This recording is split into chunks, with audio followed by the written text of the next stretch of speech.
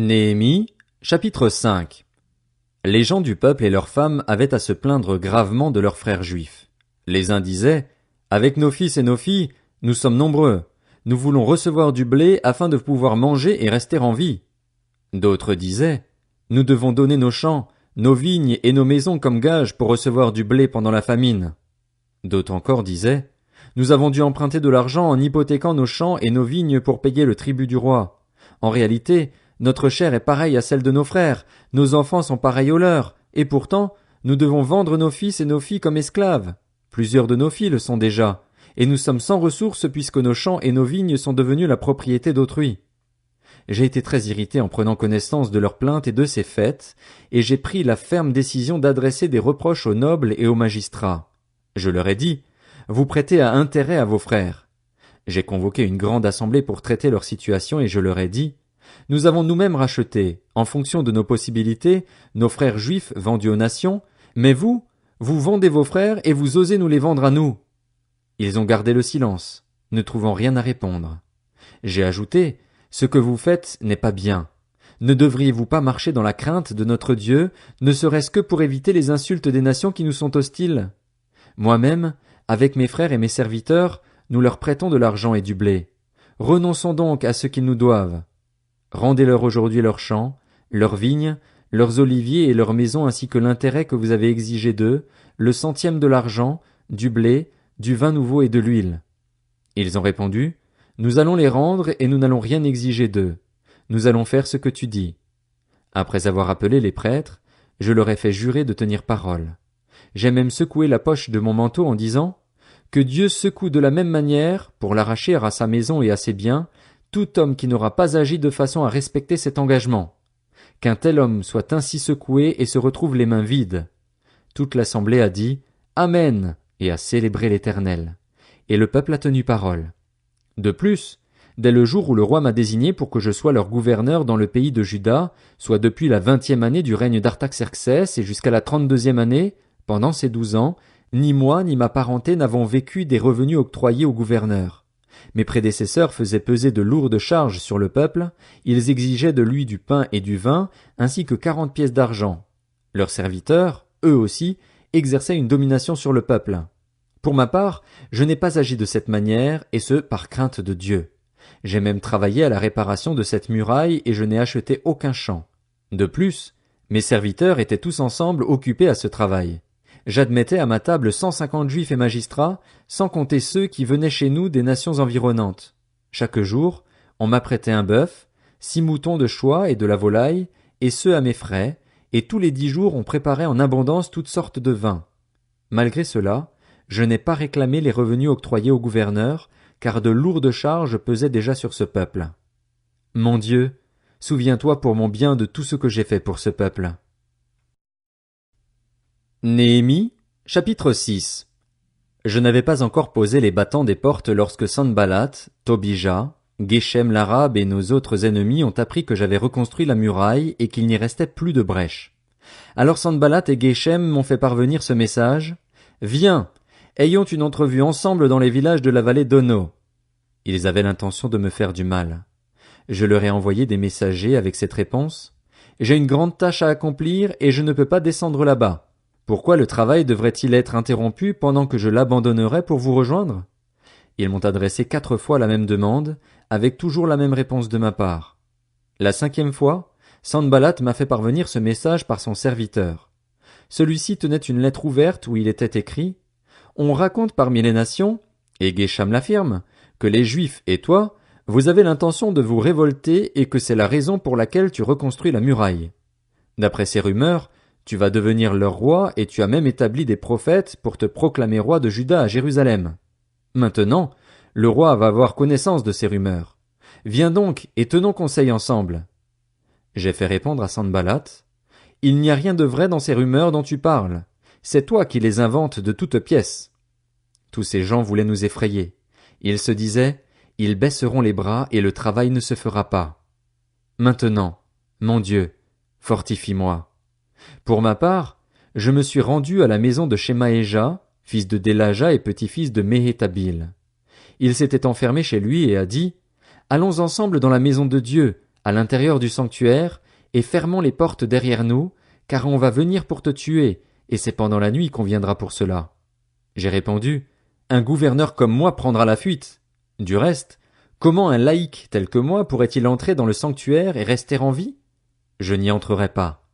J'ai discerné par là que ce n'était pas Dieu qui l'avait envoyé, mais qu'il prononçait cette prophétie sur moi parce que Sanballat et Tobija l'avaient soudoyé. Par son intermédiaire, ils espéraient me faire peur pour que je suive son conseil et commette ainsi un péché. Cela leur aurait permis de salir ma réputation et de m'enlever tout crédit. Mon Dieu, souviens-toi de Tobija et de Sanballat en les traitant conformément à leur façon d'agir. Souviens-toi aussi de la prophétesse Noadia et des autres prophètes qui cherchaient à m'effrayer. La muraille a été terminée le 25e jour du mois d'Élul, soit en 52 jours. Lorsque tous nos ennemis, dans toutes les nations environnantes, l'ont appris, ils ont eu peur. Ils se sont sentis tout petits et ont reconnu que c'était notre Dieu qui avait présidé à la réalisation de ce travail. Même à cette époque-là, il y avait des nobles de Juda qui adressaient fréquemment des lettres à Tobija et qui en recevaient de lui. Beaucoup, en Juda, avaient en effet conclu un pacte avec lui parce qu'il était le gendre de Shekania, fils d'Arar, et que son fils Jochanan avait épousé la fille de Meshulam, fils de Bérekia. Ils allaient jusqu'à vanter ses mérites en ma présence et à lui rapporter mes paroles. Quant à Tobija, il envoyait des lettres pour m'effrayer. Néhémie, chapitre 7. Une fois la muraille reconstruite et les battants des portes posés, on a établi dans leurs fonctions les portiers, les musiciens et les Lévites. J'ai confié l'administration de Jérusalem à mon frère Hanani et à Hanania, le chef de la citadelle. C'était en effet un homme intègre qui craignait Dieu plus que beaucoup d'autres. Je leur ai dit, ne faites pas ouvrir les portes de Jérusalem tant que le soleil n'aura pas fait sentir sa chaleur, et faites fermer leurs battants en les bloquant alors que les gardes sont encore à leur poste. Instaurez des tours de garde pour les habitants de Jérusalem. Que l'un soit à son poste de guet, l'autre devant sa maison. La ville était étendue et grande, mais sa population n'était pas nombreuse et ses maisons pas encore reconstruites. Mon Dieu m'a mis à cœur de rassembler les nobles, les magistrats et le peuple pour les dénombrer. J'ai trouvé le registre généalogique des premiers Israélites revenus de déportation et j'y ai vu écrit ce qui suit. Voici les habitants de la province de Juda revenus de déportation, ceux que Nebuchadnezzar, le roi de Babylone, avait exilés et qui retournèrent à Jérusalem et en Juda, chacun dans sa ville. Ils revinrent avec Zorobabel, Josué, Néhémie, Azaria, Rahamia, Nakamani, Mardoché, Bilshan, Mispéret, Bigvaï, Néhum et Baana. Voici la liste des hommes du peuple d'Israël. Les descendants de Paréosh, 2172. De Shéphasia, 372. d'Arar, 652. Les descendants de Pakat-Moab, issus de Josué et de Joab, 2818. Les descendants d'Élam, 1254. De Zatu, 845. De Tzakaï, 760. De Binui, 648. De Bébaï, 628. d'Asgad, 2322. d'Adonikam, 667. De Bigvaï, 2067. d'Adin, 655. Les descendants d'Ater de la famille d'Ézéchias, 98. Les descendants de Hachem, 328. De Betsaï, 324. De Harif, 112. De Gabaon, 95. Les habitants de Bethléem et de Netopha, 188. Les habitants d'Anatoth, 128. Les habitants de Beth Azmavet, 42. Les habitants de Kirjat-Jéarim, de Képhira et de Béhéroth, 743. Les habitants de Rama et de Geba, 621. Les habitants de Mikmas, 122. Les habitants de Bethel et d'Aï, 123. Les habitants de l'autre Nebo, 52. Les descendants de l'autre Élam, 1254. De Harim, 320. Les hommes originaires de Jéricho, 345.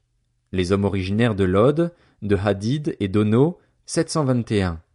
Les hommes originaires de Sénaa, 3930. En ce qui concerne les prêtres, les descendants de Jedaéja, de la famille de Josué, 973, les descendants d'Imer, 1052, de Pashur, 1247, de Harim, 1017. En ce qui concerne les Lévites, Les descendants de Josué et de Kadmiel issus d'Odva, 74. Parmi les musiciens, les descendants d'Asaph, 148. Parmi les portiers, les descendants de Shalom, d'Ater, de Talmon, d'Akub, de Hatita et de Shobaï, 138.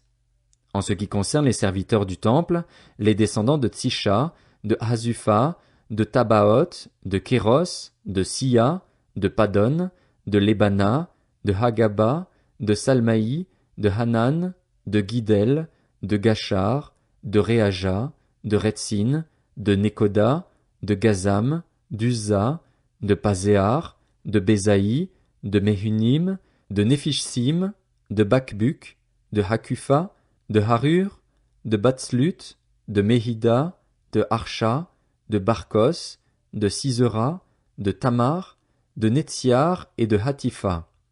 En ce qui concerne les descendants des serviteurs de Salomon, les descendants de Sotaï, de Sophéret, de Périda, de Jaala, de Darkon, de Guidel, de Shephasia, de Hatil, de Pokeret Hatsebaïm et d'Amon.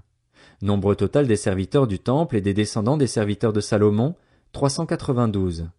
Voici ceux qui revinrent de Tel Mélar, de Tel Harsha, de Kérubadon et d'Imer et qui ne purent pas prouver qu'ils étaient bien d'Israël par leur famille et leur origine, les descendants de Délaja, de Tobija, de Nekoda, 642.